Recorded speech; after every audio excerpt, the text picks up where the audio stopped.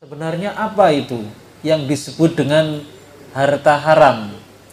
Atau dalam bahasa Arabnya disebut dengan al-malul haram. Nah, ini saya kutipkan satu buku, satu kitab. Kitabnya itu sangat tebal, judulnya Ahkamul Malil Haram, ya, hukum-hukum harta haram. Dikarang oleh Syekh Abbas Ahmad Muhammad Albas di halaman 39. Ini kitab ini sangat tebal, kira-kira 400 halaman ya. Beliau mengatakan al-malul haram, yang disebut dengan harta haram, huwa kullu malin, adalah setiap-tiap harta harrama syar'u 'alal muslim tamallukuhu wal intifa'u bihi. Setiap-tiap harta yang diharamkan syariah atas seorang muslim untuk memiliki dan memanfaatkannya. Itulah pengertian harta haram.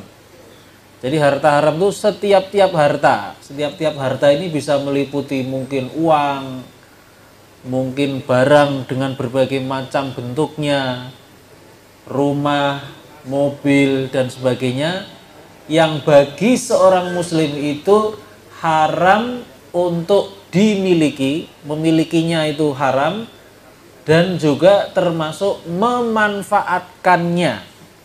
Jadi ada dua aspek yang diharamkan ya. Kalau sebuah harta itu terkategori haram, itu artinya haram untuk dimiliki bagi seorang muslim, tidak boleh kita memilikinya. Dan yang kedua, kita tidak dibolehkan pula memanfaatkannya ya. Contoh yang mudah misalnya, kalau kita bertanya apakah boleh seorang muslim misalnya memiliki harta yang namanya babi misalkan. Babi ini termasuk harta haram, ini contoh. Maka babi ini tidak boleh dimiliki. Ketika tidak boleh dimiliki itu artinya memiliki implikasi yang panjang. Ketika tidak boleh dimiliki itu artinya tidak boleh diperjualbelikan, tidak boleh disembelih, tidak boleh diternakkan. Jadi sesuatu yang dimiliki itu ketika diharamkan berarti haram seluruh pemanfaatan dari harta tersebut ya.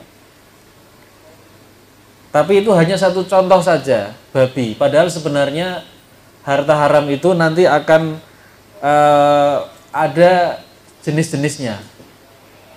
Nah, kita masuk kepada yang kedua. Macam-macam harta haram. Secara garis besar, harta haram itu ada dua macam. Yang intinya adalah yang pertama itu haram secara zatnya, secara materinya itu haram, yaitu harta-harta yang najis seperti nanti babi itu.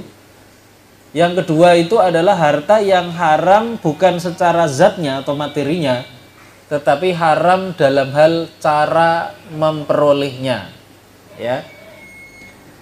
Jadi yang pertama itu adalah harta yang diharamkan karena zatnya atau materinya, yang disebut dengan al-haram li dzatihi, yaitu harta-harta yang haram dari zat materi itu ya. Seperti misalnya khamr. Khamr ini artinya minuman yang memabukkan ya. Dan yang memabukkan itu dalam masa modern sudah diketahui, yaitu yang mengandung alkohol. Jadi khamr itu boleh disebut setiap minuman yang mengandung alkohol ya. Nah, ini termasuk najis. Ini tidak boleh dimiliki secara zatnya. Kemudian contoh yang lain adalah babi. Babi ini zatnya najis, maka tidak boleh dimiliki, termasuk tidak boleh juga dimanfaatkan oleh seorang muslim ya. Jadi yang diharamkan bukan hanya memakannya, tapi memilikinya, memanfaatkannya dalam segala bentuknya, seperti ternak ya, dijual belikan dan sebagainya, itu haram. Tidak hanya yang haram itu memakannya ya. Ada satu kisah yang menunjukkan pemahaman yang kurang sempurna dari seseorang yang punya bisnis yang kebetulan bisnisnya itu dia ternak babi. Jadi ini ada cerita beneran.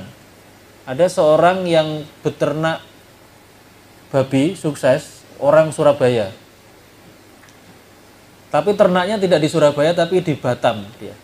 Nah, berkat usahanya ternak babi ini dia sudah naik haji kira-kira 15 kali naik haji ya.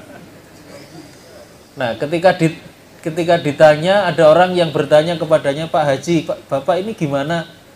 Bapak ini kan seorang muslim, tapi kok usahanya kok ternak babi ini gimana Pak Haji? Kan nggak boleh. Nah, dia menjawab, ya nggak boleh itu kan memakannya. Saya itu nggak makan, saya itu cuma ternaknya.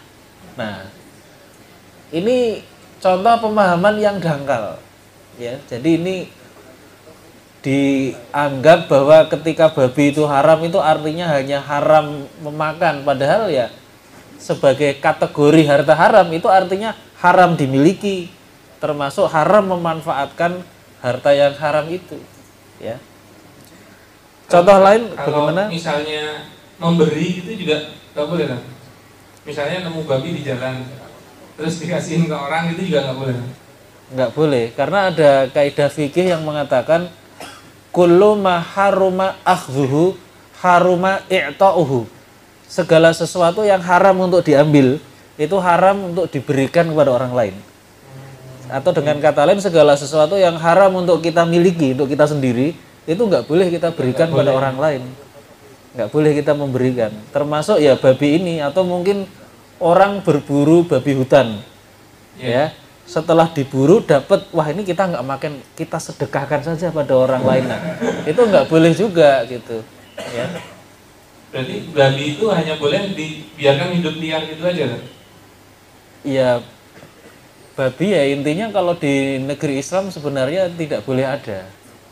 Dulu di zaman Umar bin Khattab ya, beliau itu babi-babi semua milik orang non muslim itu semuanya dibeli, kemudian setelah itu disembelih semua, dimusnahkan gitu. Oh gitu ya? Iya, jadi tidak boleh di apa namanya?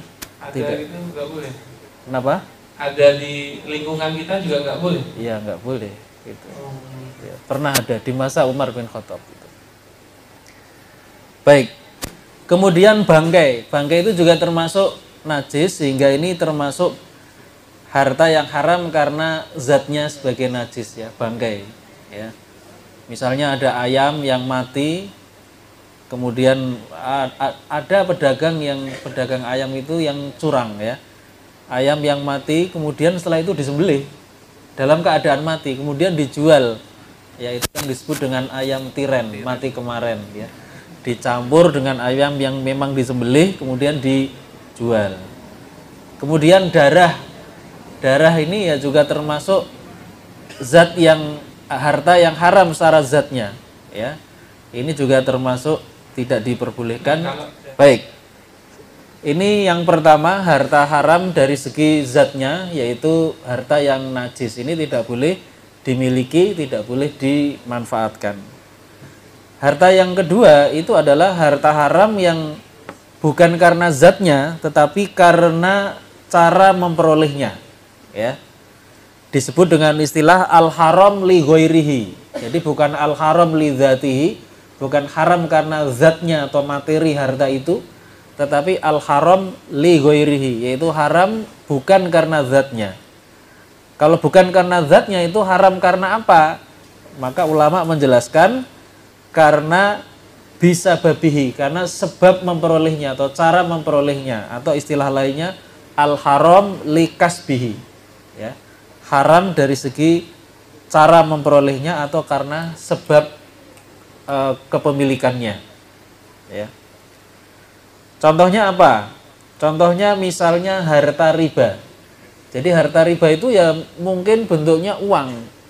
Uang sendiri itu secara zat itu tidak najis. Kalau kita pegang boleh. Terus setelah kita pegang, kita sholat, itu sholatnya sah. Cuma persoalannya harta riba itu bermasalah dari segi cara memperolehnya. Ya, orang memberikan pinjaman 1 juta, setelah itu dia minta kembalikan nanti ya bulan depan 1.200.000. Nah 200.000 itu riba itu namanya. Ya. Contoh lain adalah harta judi atau maisir. Ya. Yang namanya togel, toto gelap. Di internet itu ternyata sekarang judi banyak sekali itu, judi online itu ya. Ternyata yang online tidak hanya yang positif kayak dakwah online, ceramah online, judi itu ternyata Masya Allah itu ya. Judi online. Iya. Yang berikutnya harta suap atau riswah bahasa Arabnya. Ya. Ini juga haram dari segi cara memperolehnya. Kemudian harta curian atau bahasa Arabnya as-sarikoh. Ya. Kemudian harta rampasan atau gosop. Kalau gosop atau rampasan itu mengambil harta orang secara paksa, jadi secara terang-terangan. Ya.